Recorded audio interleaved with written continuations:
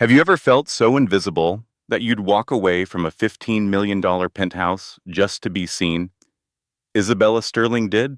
7 months pregnant, she left her billionaire husband with nothing but a suitcase and a 12-word note that would shatter his perfect world. This is the story of a woman who chose herself, a man who learned his lesson too late, and a mistress who never saw what was coming. If you believe in the power of starting over, stay with me, because what Isabella did next will inspire you. This story will show you that walking away isn't weakness. It's the ultimate act of self-love. Because sometimes losing everything is the only way to find yourself. And for every woman who has ever felt invisible in her own home, this is your proof that escape is possible and peace is waiting on the other side.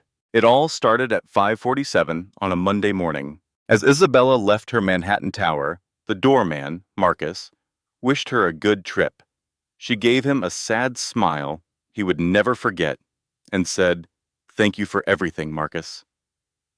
Then she disappeared into a yellow cab, leaving behind her gilded cage. 2 hours later, her husband Richard reached for her in their king-size bed. He found only cold, empty sheets. For the first time in their 6-year marriage, she was not there when he woke up. The silence in the penthouse felt wrong. "Isabella?" he called out, but only an echo answered.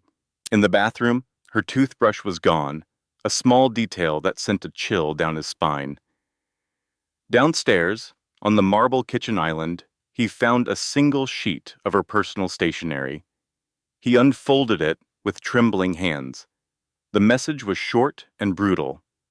"I am gone. Please do not look for me. Our son deserves a mother who knows her own name." Lying next to the note was her wedding ring, 3 carats of cold, meaningless diamond. Richard's mind raced. He called her phone, but it went straight to voicemail. He then tried her mother, Eleanor, hoping for answers. Eleanor's cheerful voicemail announced she was on a 2-month cruise and completely unreachable. The convenient timing of it all hit him like a punch. For the first time, the powerful Richard Sterling felt true, terrifying fear. Let's go back 48 hours to understand how it came to this. Isabella woke up alone, as she often did. From their 14th floor bedroom, the city looked beautiful but distant. On Richard's pillow was a note written on company letterhead. "Early meeting, back late. No good morning, no I love you." Her only comfort was the kick from her unborn son, a little reminder that she was not entirely alone in her lonely life. She was making breakfast when a society blog notification popped up on her phone. The headline read, "Manhattan's Power Players." The photo showed Richard with a stunning redhead, Chloe Winters. They were laughing, standing too close. That's when Isabella noticed something on her nightstand, right next to her pregnancy vitamins. It was a single emerald earring, a perfect match to the one Chloe wore in the picture. It was the third time in 3 months she had found proof of his affair. But this time, she felt no anger, only a deep, weary sadness. She looked at her perfect reflection and saw a stranger. This polished woman was not who she wanted to be at. But that was all about to change. For 18 months, Isabella had been planning her escape, and in just 2 days, Mrs. Sterling would cease to exist. So, across town, Chloe Winters was on a speakerphone call, painting her nails a blood-red color. "He will tell her after the deal closes," she said. "She is just the incubator. I am the partner." On her computer, she had a folder of photos of Isabella, always looking polite and alone. To Chloe, Richard Sterling was not a man to love, but an acquisition. She had a detailed plan she called Operation Sterling, and she was certain she was about to win the ultimate prize. Every queen must be dethroned. That was the mantra Chloe lived by as she meticulously planned to steal Isabella Sterling's perfect life. But here's the thing about fighting for a gilded cage. What if the bird has already flown? This is the story of a woman who was handed a crown but chose freedom, and the incredible lengths she went to get it back. Keep watching to see how she orchestrated the ultimate escape. Before she was a Manhattan socialite, Isabella was a fighter. At 24, she worked out of a cramped Brooklyn office, a passionate lawyer for people who could not afford one. She defended families from greedy landlords, fueled by coffee and the belief that justice should be for everyone. Winning a case for a desperate young mother was the happiest she had ever been, a feeling of pure purpose. To pay her bills, she catered lavish parties for the city's elite. It was at one of those galas that she met Richard Sterling, a man who commanded every room he entered. He accidentally bumped into her, sending champagne cascading down his Tom Ford suit. But instead of being angry, he just looked at her, with an intensity that took her breath away. He told her she did not belong in a server's uniform. She belonged in a gown. Isabella bristled at his arrogance, telling him that not everyone worships money. Intrigued by her fire, Richard asked her to dinner. She knew she should refuse, but the feeling of being truly seen for the first time was too powerful to resist. She agreed to one dinner. That one dinner turned into a 6-month whirlwind romance. Richard seemed to understand her soul, gifting her rare law books instead of diamonds. Her mother saw the danger, though. She warned her, "Make sure he still sees the real you in 5 years." But Isabella was in love, and when Richard proposed with a massive diamond, she said yes, stepping into what she thought was a dream. The dream unraveled slowly.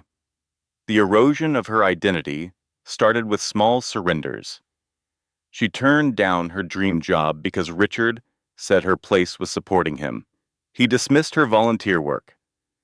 Year by year, her ambitions were discouraged, and her world shrank until she was just a beautiful, polished accessory on her husband's arm. The final blow came when she was pregnant. Richard celebrated the news by joyfully proclaiming he would finally have an heir, not a child. A few weeks later, she found a hotel receipt in his coat pocket. The heartbreak was swift, but it quickly hardened into steel. Isabella sat down, pulled out a legal pad, and wrote 2 words at the top: exit strategy. For the next 18 months, she secretly planned her escape with legal precision.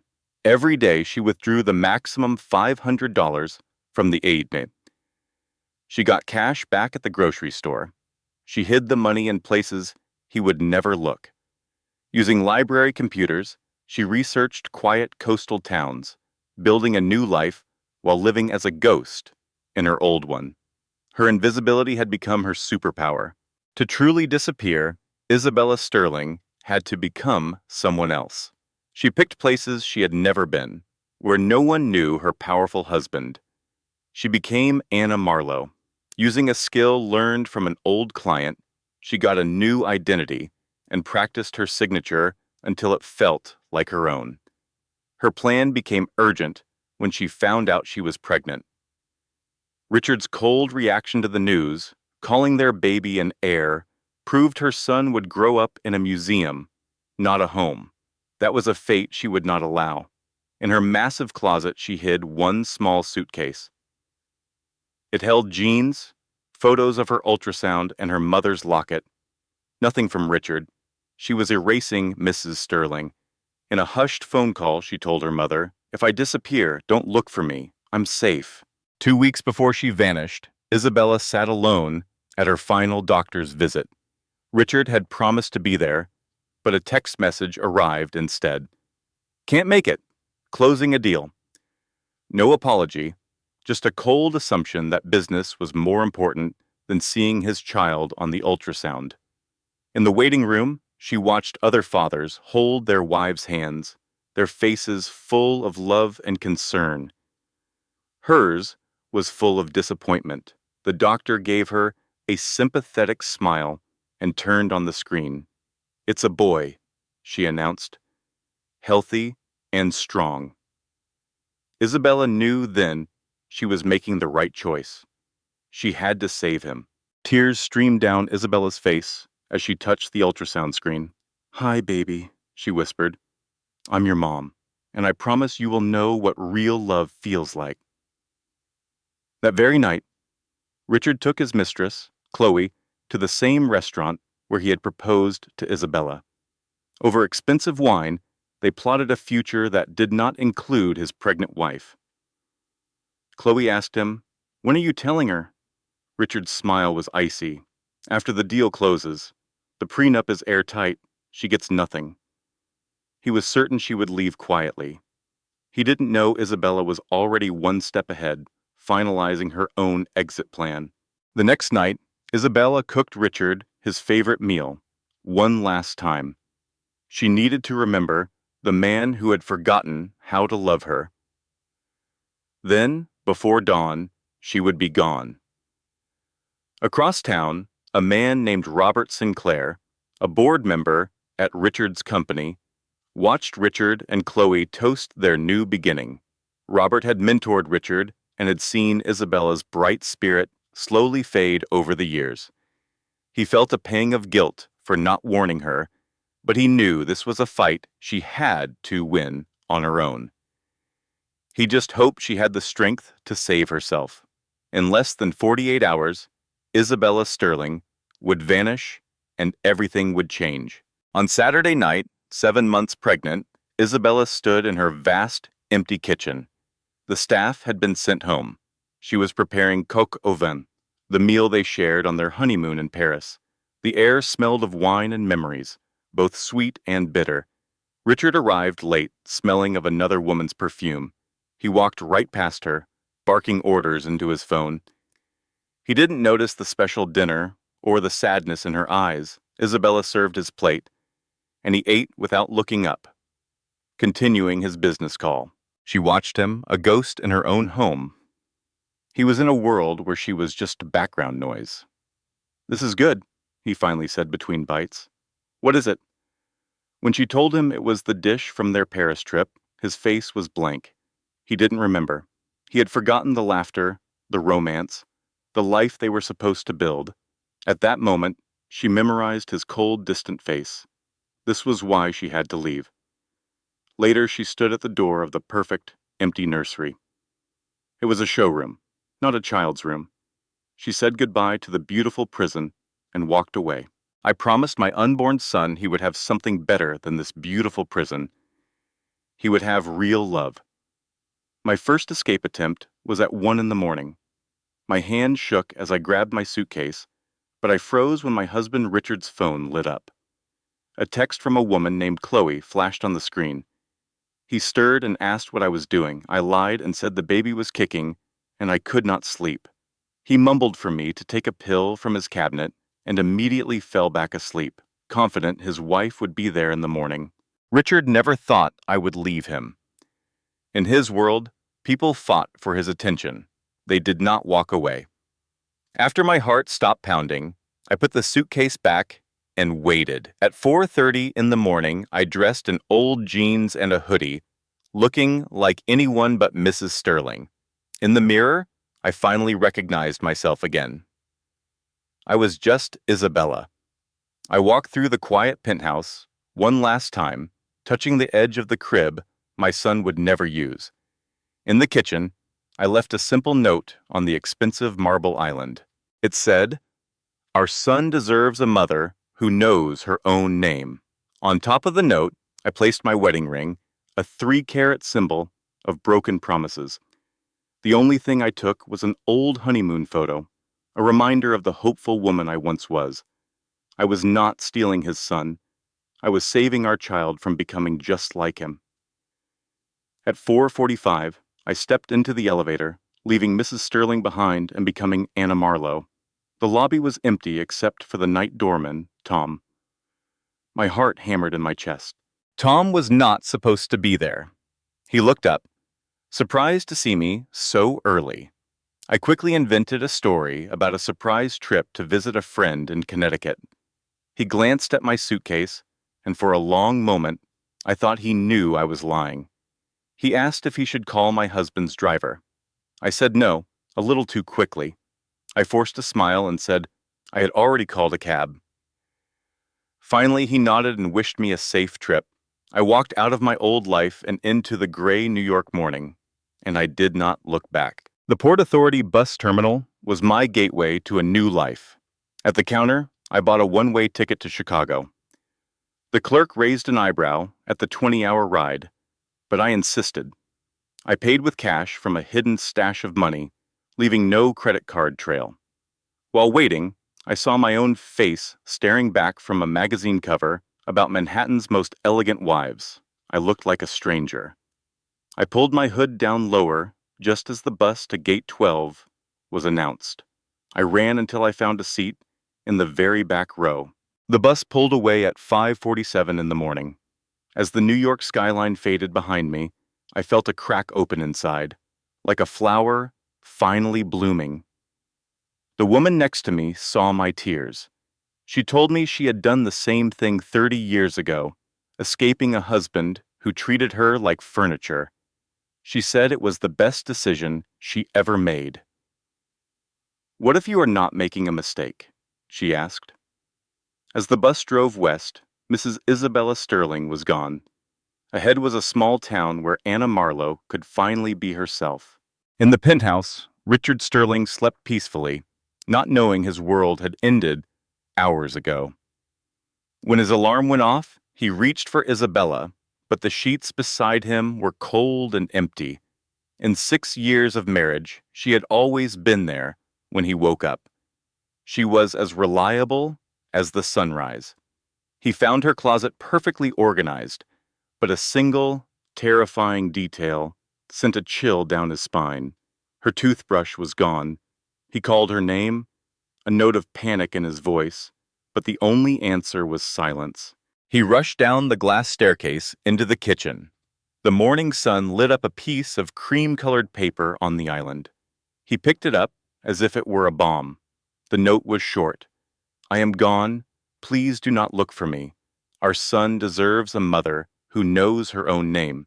Beneath the words, her wedding ring glittered with cold fire. He read the note again and again, but his mind refused to understand. Richard Sterling's perfect world had shattered, and he was beginning a fall that $1 billion could never fix. Imagine being married to a powerful man who crushes the little guy for profit. What would you do? Isabella Sterling decided to become the one person who could stop him, even if it cost her everything. This is a story about how one woman's courage can change the world. If you believe an underdog can win, keep listening. Richard found the note in the kitchen. She was gone. Her name was Isabella Sterling, his wife, but the note said she was finally remembering her real name. He frantically called her phone, but it went straight to voicemail. Her mother's phone also went to voicemail, announcing a 2-month cruise.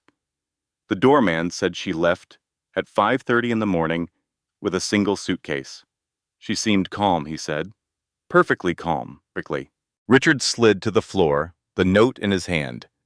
For the first time, he felt real fear, the kind that had nothing to do with money. At 9 in the morning, his mistress Chloe arrived with coffee.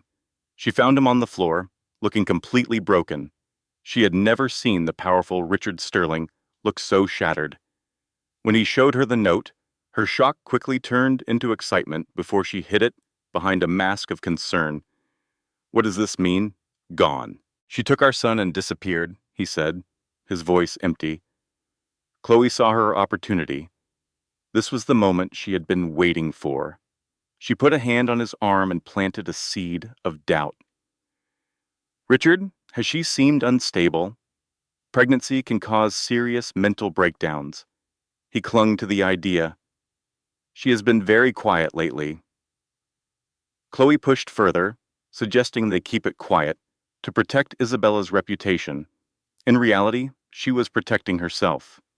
If the world knew Isabella left, they would ask why, and they would find Chloe.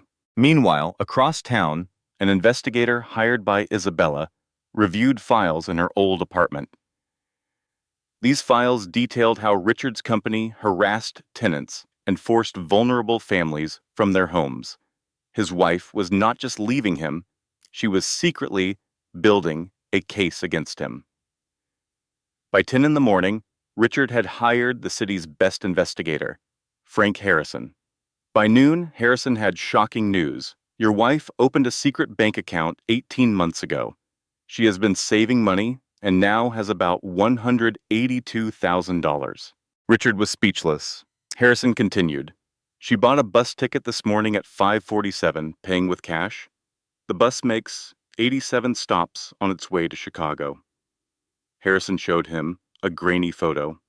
Isabella was in a hoodie and jeans, completely unrecognizable. Mr. Sterling, your wife did not just run away. This was a carefully planned escape. She has been preparing to leave you for over a year.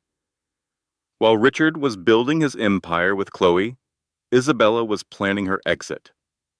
Find her, Richard ordered. I do not care what it costs. The investigation revealed Isabella's secret life. She had a hidden apartment in Brooklyn and post office boxes in different states. They were always 2 steps behind her. Richard stopped going to work. He drove through her old neighborhood at 3 in the morning, just staring at the building where she used to live. One night, a homeless man asked him what was wrong. I lost my wife, Richard said. The man nodded. Maybe she lost you first, the words hit Richard hard.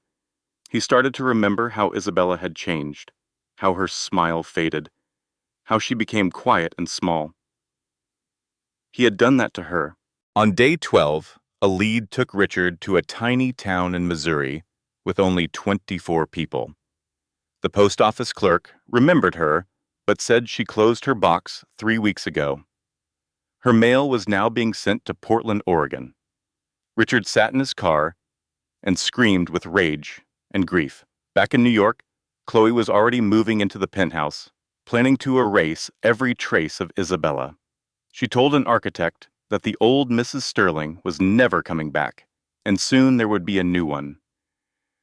What Chloe did not know was that Richard's mentor, Robert Sinclair, was watching her and investigating her deception. On day 18, Richard had a crucial board meeting for his company's biggest deal. He was supposed to be triumphant, but he looked like he had not slept in weeks. He was unshaven, and his suit was wrinkled. As he stood up to present the project, the numbers on the screen blurred. All he could see was Isabella's goodbye note in his mind. He just stood there, completely lost. His entire empire felt worthless without her. Imagine being so powerful you could buy anything, but the one person you want is gone because you treated her like property. That was the reality for Richard Sterling. In the middle of a board meeting, he finally shattered. He stood up, laughing a broken, terrible sound. You want to know about Isabella? He shouted, his voice cracking. She's gone. My wife is gone. And I don't know if our son is even alive. The titan of industry collapsed into his chair and sobbed like a lost child, his entire empire meaningless without the family he had broken. In the back of the room, his partner Chloe watched in disgust. This weak, crying man was not the predator she had wanted to conquer. A colleague named Robert quickly cleared the boardroom. He looked at the weeping man and said quietly, "You never loved her. You loved the idea of her." The brutal truth shattered what was left of Richard, leading to a complete breakdown and a trip to the hospital. When Chloe visited, Richard saw she only wanted his empire, just like he had wanted Isabella as a prize. 2,000 miles away in Oregon, a pregnant woman named Anna Marlowe stepped off a bus. She was Isabella, reborn. After a miserable 3-day ride, she was exhausted and nearly out of money. She had run from a gilded cage to build a real life for the son Richard had only seen as an heir. She took another bus to the small coastal town of Astoria, hoping to finally disappear and be free. The town smelled of salt and rain, a world away from the steel and glass of Manhattan. But her relief quickly turned to panic Every motel wanted a credit card and identification she did not have.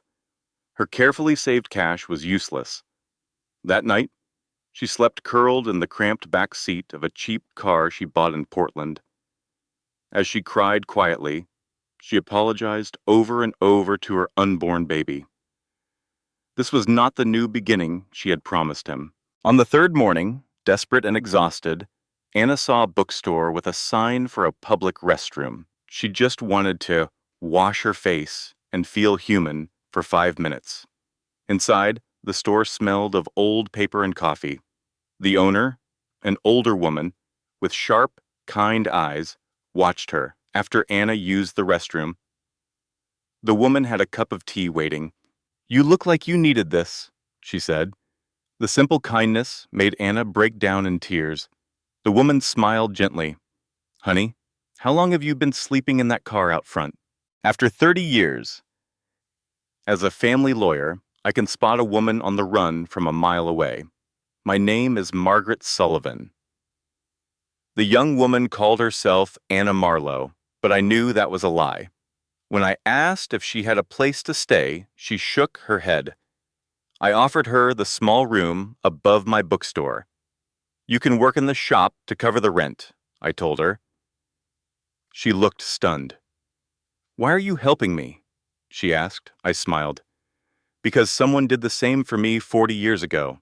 Now, are you running from the law?" "No," she said, her voice firm. "I'm running from a man who treated me like property." That was all I needed to hear. Welcome to Astoria, Anna. That night, she cried tears of relief in her very own room.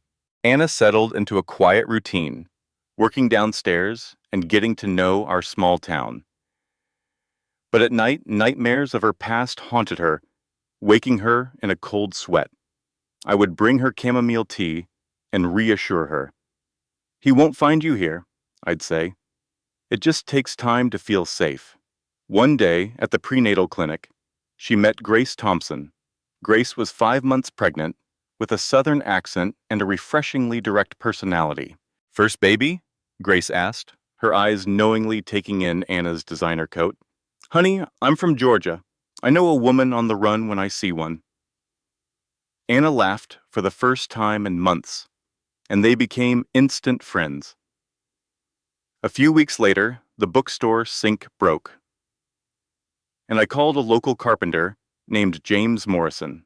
He had kind eyes and a calm that instantly put Anna at ease. James fixed the plumbing, then noticed a very pregnant Anna struggling with heavy boxes. "You shouldn't be lifting those," he said, taking them from her. He told her he was a single dad, raising his daughter, Lily, alone. He even offered to build a crib for her baby, no charge. "In this town, we take care of each other," he explained.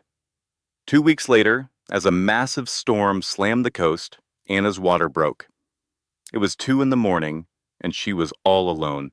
The storm had flooded every road, making an ambulance impossible. Grace arrived first, soaked to the bone. "Okay, honey, breathe," she said. I came upstairs next. "I delivered my own daughter at home back in 1976, I announced. Then James appeared, with a medical kit. The three of us, practically strangers, became a team.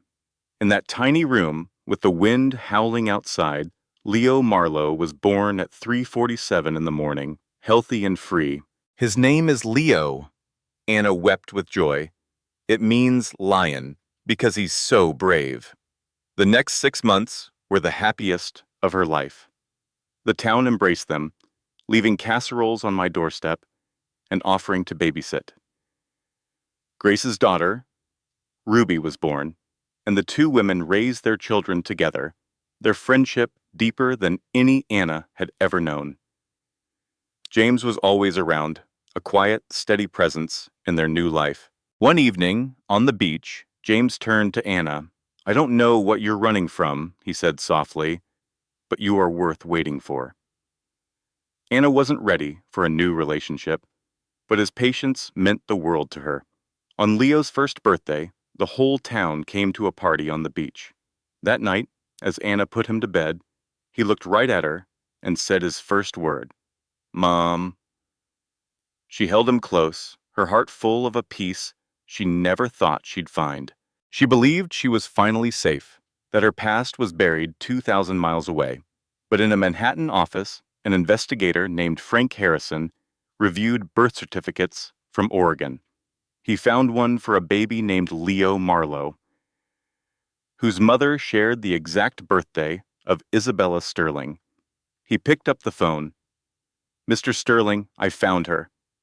Across the country, Richard Sterling, now 16 months sober and in therapy, was about to learn that his past was catching up with him, too. Over the next 18 months, Richard worked hard in therapy. He filled journals with letters he would never send to Isabella. He finally understood his failure. "I treated her like a piece of art I owned," he told his therapist. "I never asked her what she wanted." Just then, his private investigator called. He had found them in Astoria, Oregon. She and their healthy son, Leo, who was now a toddler. His therapist begged him not to go, telling him he was not ready, but Richard was not listening. 2 days later, he was sitting in a rental car across from that very same bookstore. He watched as Anna came out, pushing a stroller. She was laughing, talking with a rugged, kind-faced man. Then Richard heard it. His son, the little boy in the stroller who had his chin, pointed at the man and said a single, world-shattering word, "Dada." That one word destroyed 18 months of healing. My son called another man Dada. Later that night, fueled by jealousy and a broken sobriety, Richard made a call. "I want full custody," he told his lawyer. "She used a fake name. She kept my son from me. I want him back now." The next morning, he walked into Sullivan and Daughter's books, a storm of wealth and power, ready to destroy the peaceful life Anna had fought so hard to build. 18 months later, Richard walked into a small bookstore. "I'm looking for Anna Marlowe," he said. Anna came downstairs, holding her son, Leo. When she saw Richard, her world froze. Her grip on her son tightened. "Mama, who that?" Leo whispered. She quickly handed Leo to her friend Margaret, who recognized the danger in the air and hurried the boy upstairs. "Hello, Isabella," Richard said when they were alone. "Don't call me that," she shot back. "I came to meet my son, the son you stole from me." Anna's eyes blazed with fury. "I didn't steal him. I saved him from you." "You call this saving him?" Richard sneered. "You think you loved him? You loved the idea of an heir. You missed every doctor's visit, every single moment. You were with her while I carried our child alone." Richard pulled an envelope from his coat. "These are custody papers. I'm suing for full custody." The floor fell out from under her. "You can't," she whispered. "I can," he said, his voice cruel. "I have money and the best lawyers. You have a fake name and a bookstore." Her hands trembled. "I have Leo. He doesn't even know you. He calls another man Dada, because that man is here for him." Richard's face was stone. "See you in court, Isabella." He turned and walked out, leaving her world shattered. Anna collapsed on the stairs, her fight just beginning. Anna collapsed on the stairs, sobbing into her hands. When Margaret rushed over, Anna could barely speak. "He found us. He is going to take my baby." A week later, the papers arrived. They said Richard Sterling was granted full custody of Leo. The local newspaper headline was brutal. "New York City billionaire sues for custody of Oregon toddler." Suddenly, the whole town turned against Anna. Parents from Leo's playgroup shunned her.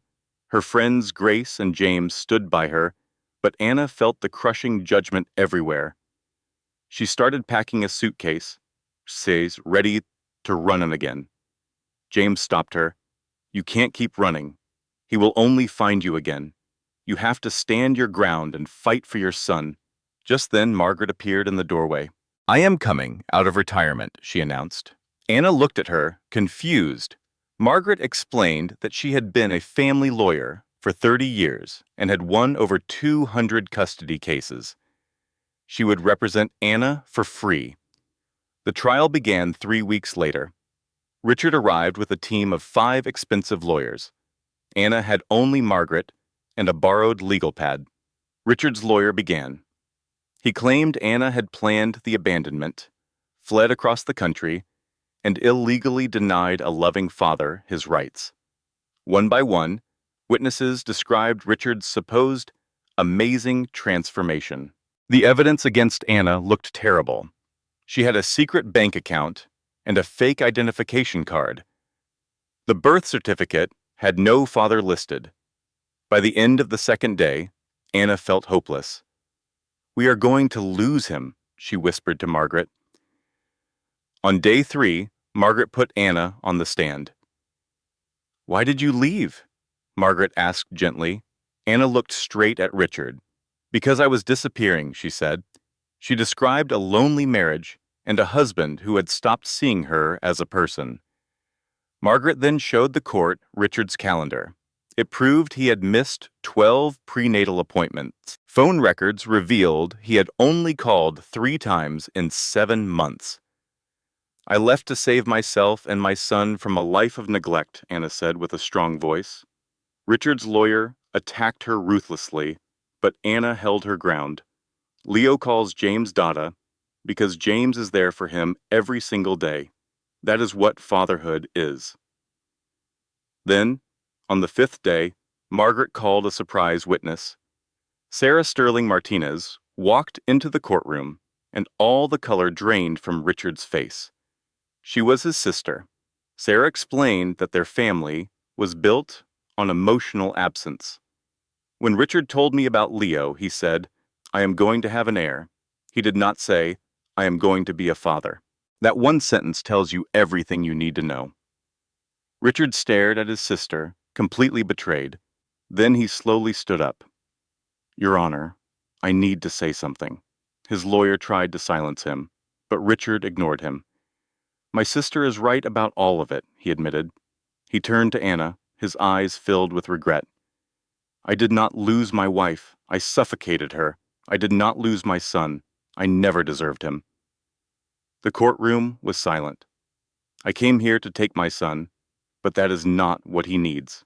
Richard faced the judge. "Your Honor, I am withdrawing my petition. I do not want to take Leo from his mother. I want to earn the right to be his father, if she will let me." The judge's ruling was clear. Anna Marlowe received primary physical custody, while Richard Sterling was granted supervised visits. The judge's final words to him were a warning. Fatherhood is earned through presence, not pronouncements. Anna wept with relief while Richard's mistress slipped away in defeat. At their first meeting in a community playroom, Richard arrived loaded with expensive toys. He brought a teddy bear bigger than Leo and a miniature Mercedes, completely missing the point. 2-year-old Leo looked at the stranger and hid behind Anna. "I have Dada James," he declared, rejecting the man and his gifts. Richard's face fell. The supervisor, Grace, gave him simple advice. Put the toys away and just sit on the floor. So Richard sat, feeling foolish in his expensive suit. After a while, he offered to help Leo build a spaceship out of a simple cardboard box, and they spent the next hour making rocket sounds together. Leo's laugh was the first real breakthrough. "He actually laughed," Richard told Grace, his eyes full of tears. Her response was simple. "Because you showed up. Keep showing up." So he did. Richard completely changed his life. He left his Manhattan penthouse for a small house in Portland and stepped away from his company. He attended parenting classes, learning that a child's love had nothing to do with money and everything to do with just being there. When another student in his class asked why a billionaire was there, Richard's answer was simple: because money cannot buy presents. 6 months later, he earned unsupervised visits. One morning, Leo called him Daddy Richard, a title that brought Richard to tears. He had finally earned it. Anna watched the transformation, and even she had to admit that people can change if they truly want to. 3 years after the trial, James asked Anna to marry him, and she said yes without hesitation. They had a small wedding on the beach. Richard was there, genuinely happy for them. Leo, the ring bearer, ran between his two fathers, tugging on both their hands. Richard thanked Anna for the second chance. She smiled and replied, "You did the work. You showed up." Anna had found her genuine freedom. But Chloe Winter, the woman who had tried to ruin Anna, had a very different story. After Richard fired her, she was blacklisted in her industry. Her life of designer labels and expensive salons vanished. She lost her apartment, her car, and all her savings. She was forced to move back to her parents' trailer park, the very place she had spent her life trying to escape. She ended up working at a makeup counter in the mall, a shadow of her former self. One day, she saw a newspaper article about Anna's success as a lawyer. Full of desperation, Chloe went to Anna's office and waited. When Anna appeared with 5-year-old Leo, she sent her son inside and gave Chloe 2 minutes. Chloe explained her spectacular fall, saying, "I lost everything." She tried to claim they both just wanted to matter. Anna's response was cold. "You chose to destroy another woman to get what you wanted. That is not ambition, it is cruelty." Chloe finally broke down, admitting she was wrong and that she was sorry. Instead of turning her away, Anna saw a broken person. She told Chloe about a women's shelter that needed an architect for a new wing, offering her a chance to rebuild her life. "Why would you help me?" Chloe asked. Anna replied, "Because someone helped me when I had nothing." Chloe's tears streamed down her face. Anna simply told her to do better, to help the next woman instead of hurting her. She handed Chloe a business card for a women's shelter and walked away. 2 weeks later, Chloe presented hand-drawn blueprints to the shelter's director. She couldn't afford software, but the designs were beautiful and functional. The director, who Anna had recommended, was impressed. Chloe knew she had to earn the second chance she had been given, starting with this new building, a place for women to feel safe and begin again. That evening, the whole family gathered for a beach bonfire. Grace was there with her partner and their daughter, Ruby, and Margaret was knitting peacefully in a chair. James showed Lily and Leo how to perfectly roast marshmallows, while Richard and Jennifer tossed a frisbee with the other kids. Anna watched her chosen family, feeling a deep sense of peace. Grace sat down next to her. "Just 3 years ago, you were sleeping in your car," she said quietly. "It feels like another lifetime," Anna replied. Richard came over after Leo ran off to play. He watched their son for a moment. "You raised him to be so kind," Richard said. "I regret everything I did that made you feel like you had to leave." Anna looked at him, seeing the man he had become. "I know," she said gently, "but you are different now." 5 years after she vanished, Anna Marlowe sat in her own law office. A woman with a bruised eye and a toddler on her hip stood in the doorway, her fear a familiar ghost. This is the story of how running away can be the bravest thing a person ever does, and how true wealth is a life you build yourself. If you've ever felt trapped, know that escape is possible. Anna recognized the exhaustion in the woman's eyes. It was the same look she'd worn when she was Isabella Sterling, wife of a powerful man. The woman whispered, "I need to disappear." Anna knew exactly what she meant. Instead of just words, Anna showed her a framed note. It read, "I am gone. Please do not look for me." She told the woman, "This was mine 5 years ago. It worked." Hope flickered in the woman's eyes.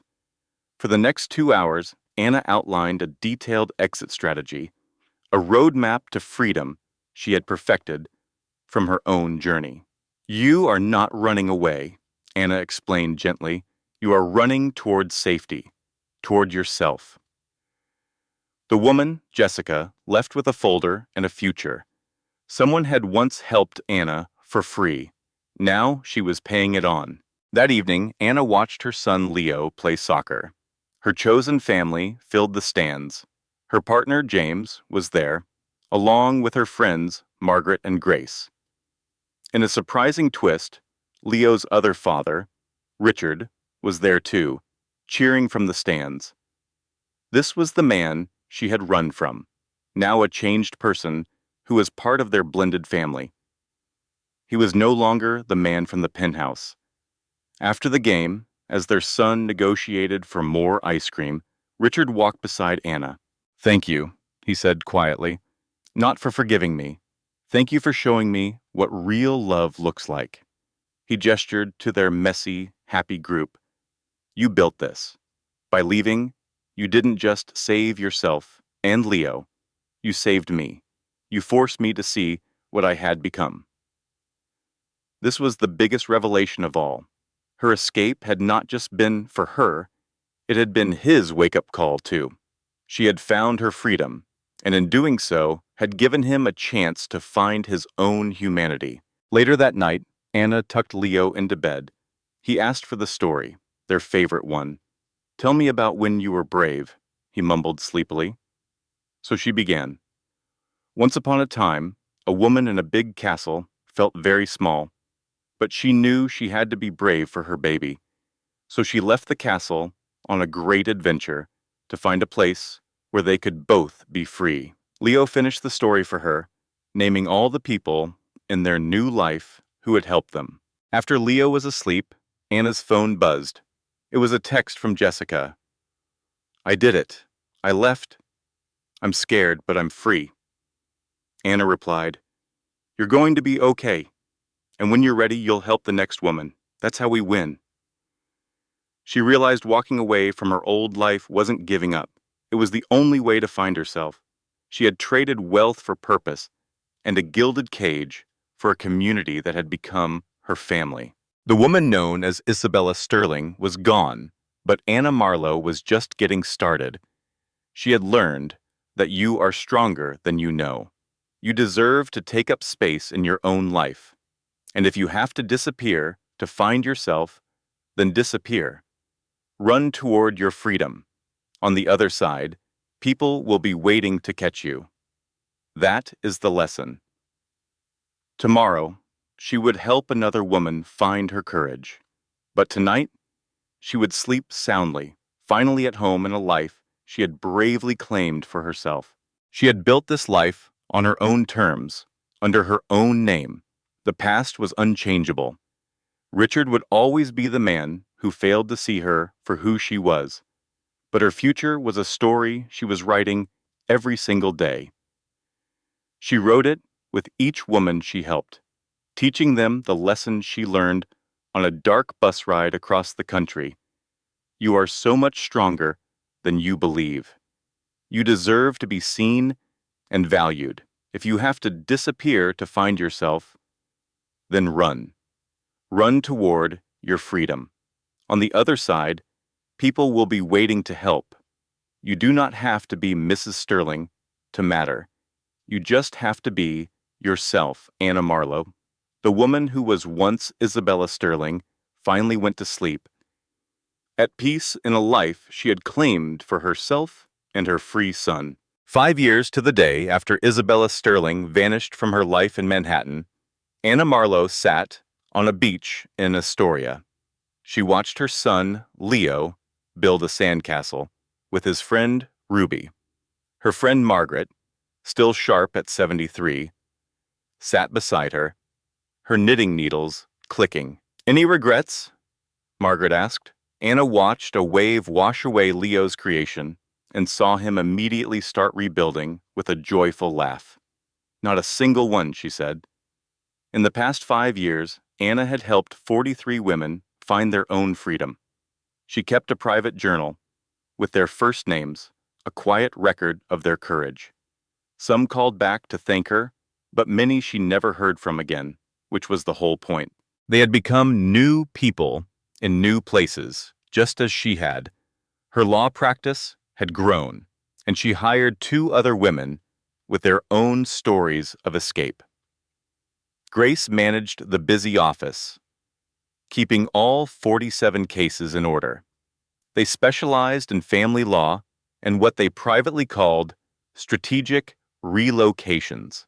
Her husband, James, whose furniture business was now a huge success, walked up the beach with his daughter, Lily. They had been married for 2 years, a simple ceremony right on this beach. "Lunch is ready," he said, kissing her head. "Your mom called. She is coming to visit for 2 weeks next month." Leo overheard and ran over, dripping wet and excited. "Grandma's coming," he shouted. "Can she tell me more stories about when you were little, Mama?" Anna laughed. "I am sure she will tell you all the embarrassing ones." They walked back to the house, a perfectly imperfect family built on love. That afternoon, Richard arrived to pick up Leo for the weekend. He had completely moved to Portland, and his wife, Jennifer, was expecting a baby. In a moment that brought Anna to tears, they had asked her and James to be the godparents. Anna watched her son drive off, feeling grateful that he was surrounded by so much love, knowing that family is about more than biology. It is about feeling safe. That night, Anna gave a speech at Haven House, the women's shelter Chloe had designed. The building had been open for a year, offering a beautiful and healing space for women and children. Chloe was there, volunteering her time as the shelter's architect. She and Anna would never be friends, but they had found a quiet respect for one another. 5 years ago, Anna began, looking out at 20 women. "I was exactly where many of you are now. I was scared, and I was not sure if I was making a huge mistake." She told them a simple version of her story, of a marriage that became a prison, and a disappearance that became a rebirth. "I am not going to tell you it was easy," she said. "The first 3 months were the hardest of my life. I slept in my car and cried every single night," Anna confessed. "But I kept going, and I found people who helped me without asking questions." A woman raised her hand. "How did you know you were making the right choice?" she asked. "I did not know, not at first," Anna admitted. "But then my son was born, and I knew I would rather be poor and free than rich and caged. I would rather struggle to be myself than be comfortable being nobody."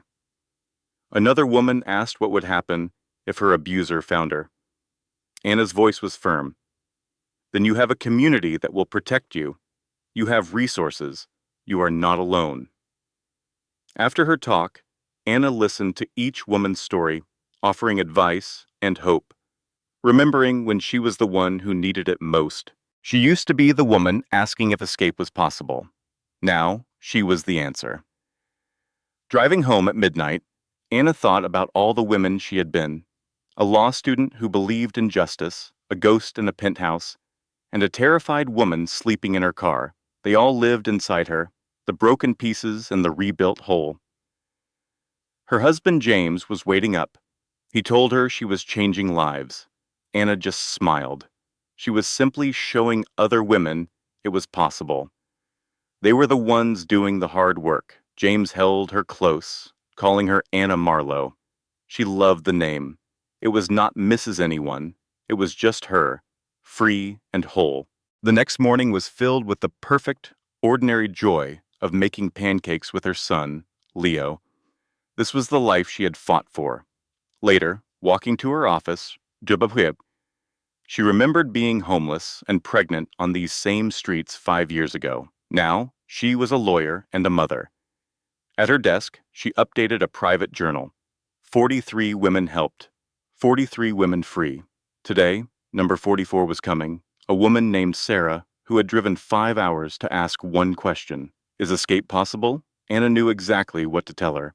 2 years later, Anna stood at a podium in a crowded community center. She was 7 months pregnant, launching the Marlowe Foundation.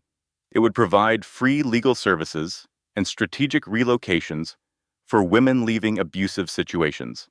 She announced the foundation's first scholarship, named after a surprising person, The Richard Sterling Transformation Scholarship would fund therapy for men working to break patterns of abuse. Anna explained that hurt people, and healed people heal people. Richard, the man who had hurt her, was in the audience with tears in his eyes. Afterward, she stood on a deck overlooking the river. Her old rival, Chloe, appeared beside her. Chloe apologized for seeing her as an obstacle instead of a person. Anna accepted, telling her the real villain was never one person, but a system that taught them both the wrong things. Chloe was now designing women's shelters, finding her own happiness in work that mattered. As the sun set, Anna's son called out that it was time for cake. She smiled and went inside, leaving her past behind for a future filled with love, purpose, and the simple joy of family. 3 months later, she gave birth to a beautiful baby girl. "I am here today because this community saved me," Anna said into the microphone. "Margaret gave me a home, Grace gave me friendship, and James gave me his patience." To pay it forward, she was launching the Marlowe Foundation. It would provide free legal help and safe housing for women leaving dangerous situations. "We are naming our first scholarship after someone who taught me that even people who hurt us can change," Anna continued. "Redemption is possible if you are willing to do the work." She looked toward Richard, who sat in the front row. The Richard Sterling Transformation Scholarship will fund therapy programs for men, helping them become the partners and fathers their families deserve. My work is about breaking cycles of abuse, because hurt people will hurt others, but healed people can heal them. Across the room, Richard offered a tearful, silent thank you. Later, as the sun set over the river, Chloe joined Anna on the deck. She seemed softer now. Chloe mentioned the scholarship, calling it generous. Anna shook her head. It was just honesty. Richard was not the villain, just a broken man who broke me. The real enemy was a system that taught him to possess and taught me to be a prize. Chloe's voice was low. "I was part of that system. I am so truly sorry." Anna studied her. "Are you happy now?" "I have no money or status," Chloe replied, "but I build safe places for women. So, for the first time, yes, I am." "Good," Anna said. "That is what I wanted for you." After a moment, Chloe asked if she ever missed the old life, the penthouse and the money. Anna laughed. "Not even a little bit. I only miss the woman I was before I became Mrs. Sterling, the lawyer who fought for others. That woman is back now. She has a son, a daughter on the way, and a husband who really sees her. That is worth more than any penthouse." A little voice called out, "Mama, Daddy James says it is time for cake." Anna smiled. "I should go. My son is very serious about cake." Chloe stopped her. "Thank you for giving me a chance to be better." "You did that yourself," Anna said. "I just opened the door. You were the one who walked through it." 3 months later, Anna gave birth to her daughter. Imagine being so trapped that you plan your escape from inside a walk-in closet. Now, picture a new life, a second child born into complete freedom. This is a story about the courage it takes to save yourself and the beautiful peace that can follow. On a quiet Tuesday, Sarah Grace Marlowe was born. Her father, James, held her for the first time with tears in his eyes. Her big brother, Leo, once born in a storm, gently touched her tiny hand. He whispered, "She is so small." Anna, his mother, smiled. "You were that small once." He looked up at her and asked, "Did you love me this much?" She replied, "I loved you so much, I walked away from everything to keep you safe." The next day, Anna's ex-husband, Richard, visited. He brought a handmade cradle. He admitted sadly that he never got to hold Leo as a newborn and had missed everything. Anna understood. "You earned that loss," he said, but I am grateful you let me earn my way back." Richard looked at the baby and said she looked just like Anna. Then he noticed her nose. "She has my mother's nose," he realized. Anna explained that they named her Sarah after his sister. Sarah told the truth when it mattered most, even though it cost her everything. Anna believed their daughter should have a name that stood for courage. Richard, with tears in his eyes, thanked Anna for everything. He thanked her for leaving him, for coming back, and for showing him the man he had become, which allowed him to change. Later that evening, Anna sat alone with her new daughter. She remembered the terrified woman she was 7 years ago. That woman could never have imagined this moment. "Your brother was born in a storm," she whispered to the sleeping baby. "You were born in peace. That is what happens when you are brave enough to save yourself." 5 years later, a filmmaker asked Anna to be the center of a documentary. It was about women who had successfully escaped abusive lives. Anna was hesitant. She called Richard, who she now considered a friend. She explained the film could help people, but it would also expose their past to the world. He asked if she would use her real name, Isabella Sterling. Anna paused. "I have not been Isabella Sterling in 12 years, she said. "I do not even remember her." Richard replied softly. She looked sad. Always so sad. "But Anna Marlowe does not look sad." "No," he said. "She looks free." Anna agreed to make the documentary. Her one condition was that they protect the identities of all the other women she had helped. The filmmaker agreed completely. The film, titled The Women Who Walk Away, won awards and started a national conversation about the courage it takes to leave. During a private screening, Anna's son Leo, now 14, turned to her. "You are really brave, Mom," he said. "I was really scared," she corrected him, "but I did it anyway." That is what bravery is. It is being terrified and doing it anyway. Her 7-year-old daughter, Sarah, then announced that she wanted to help women too when she grew up. Anna hugged her tight. "You can be anything you want," she said. "That is the whole point of this. You get to choose." 10 years after her disappearance, the story of Isabella Sterling was just a myth among Manhattan's elite. The reality was much more hopeful. Anna Marlowe now ran the most successful women's advocacy law firm on the West Coast. Her foundation had helped over 300 women find safety. Richard Sterling had started his own foundation for men's mental health. He was happily remarried and was a devoted father to Leo and Sarah. Chloe Winters, the woman Richard had an affair with, was now a famous architect. She designed women's shelters, and every year she sent Anna a card, thanking her for a firing that led to a new life. Margaret, the woman who first helped Anna, was now 81 and had written a best-selling memoir. James, Anna's husband, continued to be her rock. He had built over 200 cradles for the babies of the women her foundation helped, each one a promise of safety. On the 10th anniversary of her escape, Anna stood alone on a beach. She thought back to that terrifying morning, leaving everything behind and every brave step that led her to this peaceful moment. Her phone buzzed with a text from an unknown number. The message read, "You do not know me, but I need help. I am 7 months pregnant and I need to disappear. Can you show me how?" Anna smiled and typed her reply. "Yes, come to my office tomorrow at 10. I will show you how." You are not alone.